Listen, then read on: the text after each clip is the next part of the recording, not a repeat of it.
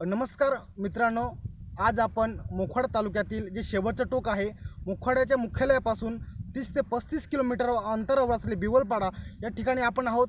एकंदरीत बिवलपाडा हा सोयी सुविधापासून दूर असलेला पाडा आहे। एकंदरीत आपण मॅक्स महाराष्ट्राच्या माध्यमातून एकंदरीत तिथली परिस्थिती काय आहे, काय समस्या तिथल्या स्थानिकांना भेडसावतात याचा आपण एकंदरीत तिचा आपण आढावा घेणार आहोत।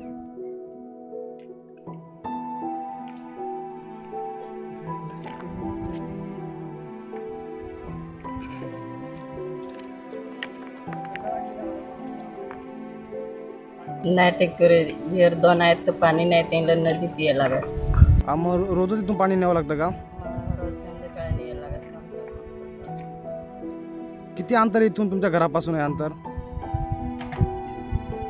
3 किलोमीटर। मग इकडे कोणी सरकारी अधिकारी किंवा लोकप्रतिनिधी कोणी इकडे येत नाही का तुमच्याकडे? लक्ष देतात का नाही इकडे तुमच्याकडे? कोणीच नाही। आता मग इलेक्शन आलंय, काय सांगाल मग कोणाला मतदान करणार तुम्ही? जसं करत त्याला मतदान द्या। पाण्याची पाण्याचा प्रश्न जो सोडू त्याला तुम्ही मतदान करणार का तुम्ही? मुखाड्यामध्ये शेवटचं टोक बिवलपाडा इथं आहोत आपण। काय एकंदरीत पाण्याची परिस्थिती तुम्हाला आढळते, काय सांगाल? नाव सांग पहिल्यांदा। माझं नाव संदीप काळू राऊत, राहणार मोखाडा, मी सामाजिक कार्यकर्ता आहे। इथे मी मला एका व्यक्तीने सांगितलं का इथे पाण्याची खूप गंभीर समस्या आहे, पाणी टंचाईग्रस्त गाव म्हणून घोषित पण आहे। पण इथं आल्यानंतर ती वास्तविकता खरी जाणवली मला। आणि सर्व इथे महिला पुरुष सर्व एकांत पाणी भरतात, हे दुर्दैवाची बाब आहे। इथे प्रशासन शासन यांच्याकडे पूर्णपणे दुर्लक्ष करत आहे। माझे नाव चांगला सीताराम माझे, गावचं नाव बिवलपाडा। काय पाण्याची समस्या तुमच्याकडे? आमच्याकडे पाणी नदीचा वाहायचा, दरडीचा, काम टाकून जायचा पाणी, पोरांबिरा टाकून लहान तरी। आता इलेक्शन आलाय, आता इकडं तुमच्याकडे मतं मागायला येतील, तेव्हा तुम्ही काय सांगणार त्यांना?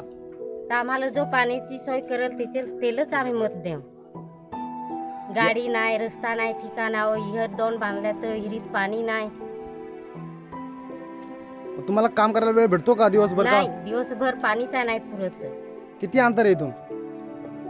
2-2.5 मीटर आहेत पाण्याने। या मतदारसंघाचा पालकमंत्री विष्णू सवरा हे कधी तुमच्याकडे आले होते का? कधी तुमच्या समस्या जाणून घेतल्यात का? नाही। मग आता कोणाला तुम्ही मतदान करणार यावेळेस इलेक्शनला? आम्हाला जो पाण्याची सोय करेल त्याला आम्ही मत करू। माझे नाव लहू सखाराम वाजे, माझा गाव बिवलपाडा। पाणी टंचाई आहे तुमच्याकडे, काय पाण्याची समस्या काय सांगाल? पाण्याची टंचाई म्हणजे पाणी बरंच लांब आहे, पण गावात काही सोय होत नाही पाण्याबद्दल। विहीर बांधली, विहिरीत पाणी नाही। कुठून पाणी आणावं लागतं तुम्हाला? पाणी नदीतून आणावं लागतं, भरपूर टप्पा आहे, म्हणजे असा दर्डीच्या पाणी चढावं लागतं। 2-2.5 किलोमीटर तरी असेलच, डोक्यावर पाणी आणावं लागतं। आता एकंदरीत लोकसभेचं इलेक्शन आलंय, इकडे जेव्हा तुमच्याकडे मतं मागायला येणार जी लोकप्रतिनिधी राजकीय पुढारी, मग त्यांना तुम्ही काय सांगाल? काय तुमच्या समस्या सांगणार त्यांना? त्यांना काय, आता पाण्याची पहिली समस्या आमची आहे, म्हणजे पहिली मागणी पाण्याची, आणि रस्ता पण आहे। पाणी बरंच लांब आहे, तर पाण्याचे काहीतरी आम्हाला सोय करून द्या, अशी काहीतरी समस्या मांडू आम्ही। या मतदारसंघाचा विष्णू सवरा पालकमंत्री आहेत, हे कधी आले होते का? तुमच्या कधी समस्या त्यांनी जाणून घेतल्यात का? नाही, कधीच नाही। मग जेव्हा तुमच्याकडे आता पुन्हा इलेक्शन आलंय तेव्हा मतं मागायला आल्यावर तुम्ही त्यांना काय सांगणार?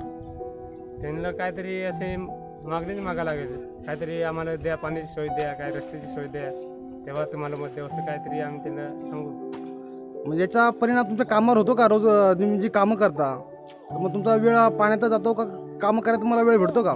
मग कामाला वेळ जातो ना कामात, म्हणजे पाण्यावर गेला तर काम नाही होत। आज आपण मॅक्स महाराष्ट्राच्या माध्यमातून जे बिवलपाडा आहे, मोखाडा शहराच्या मुख्यालयापासून जे 30 ते 35 किलोमीटर अंतरावर आहे, या ठिकाणी कोणत्या प्रकारच्या सोयी सुविधा नाही आहेत, रस्ता नाही, आरोग्याची समस्या भयंकर आहे, आणि पाण्याची समस्या बघितली तर खूपच भयंकर आहे। येथील जे आदिवासी महिला, तरुण, सगळं पुरुषापासून ते लहानग्यापासून सर्वांना ज्या नदीवरून खड्ड्यातून पाणी आणावं लागतं। जवळजवळ ते अंतर 3 ते 4 किलोमीटर रोजच शेतीची जरी कामं असतील ती सगळी कामं त्यांना सोडून हे पाणी भरण्याचं कामं त्यांना दिवसभर करावं लागतं। एकंदरीत आपण इथल्या ज्या स्थानिकांच्या ज्या प्रतिक्रिया जाणून घेतलेल्या आहेत, त्यांचं असं म्हणणं आहे की आगामी जे इलेक्शन आलेलं आहे, ज्या इलेक्शनमध्ये जो कोणी आम्हाला पाणी पाजेल त्यांनाच आम्ही मतदान करू, जो आम्हाला पाणी पाजणार नाही त्याला आम्हीच पाणी पाजू, असा पवित्र असा निर्धार इथल्या स्थानिकांनी घेतलेला आहे।